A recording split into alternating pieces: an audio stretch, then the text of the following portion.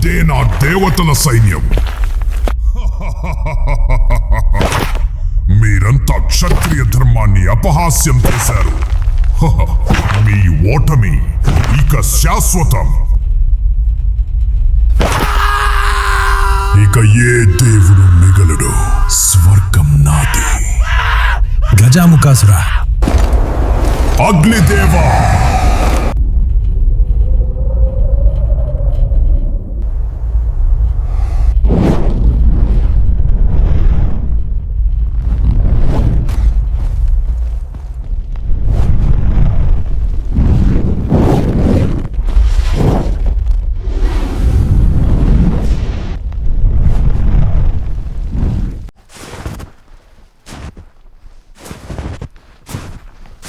క్షమించండి ప్రభూ, కాని పరిస్థితి చాలా దారుణంగా ఉంది. మీ వరం వల్ల గజముఖాసురుడు అమరుడైపోయాడు. ఎవరు కూడా అతన్ని ఆపలేకపోతున్నారు. అతడు తనను తాను అజేయుడిగా భావిస్తున్నాడు.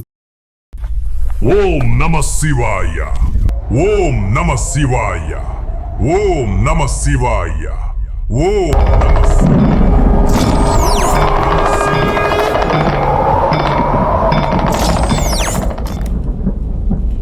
మీ దర్శనం వల్ల నేను ధన్యుడిని అయ్యాను స్వామి. బత, నీ పరమభక్తికి నేను ప్రసన్నుడనయ్యాను. నీకు ఏ వరం కావాలో కోరుకో.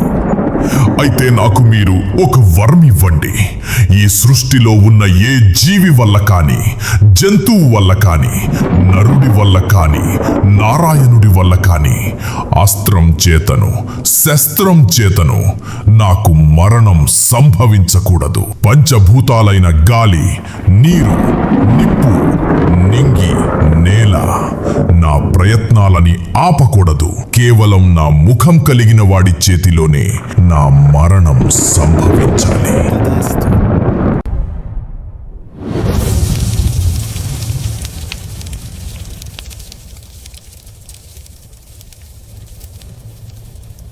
అతడు అజేయుడు కాదు నంది.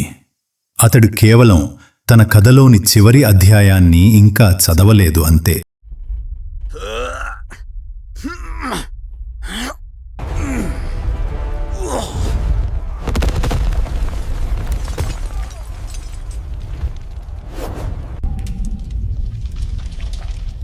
నీ జ్వాల ఆరిపోయింది అగ్నిదేవా. ఇప్పుడు నిన్ను ఎవరు కాపాడతారు? నీ అంతం ఆసన్నమైంది.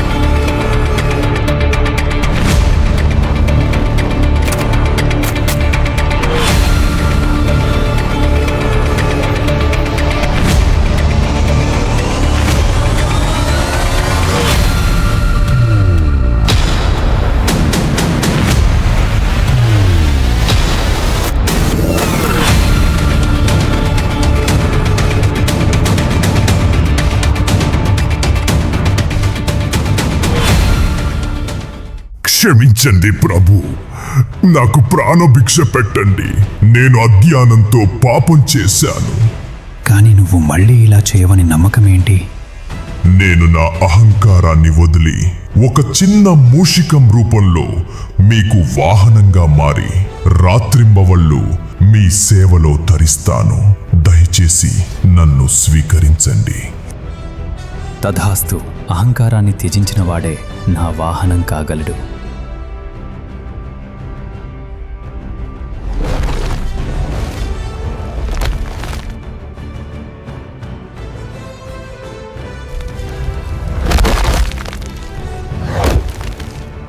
ఇప్పుడు నీ వేగాన్ని చూపించు.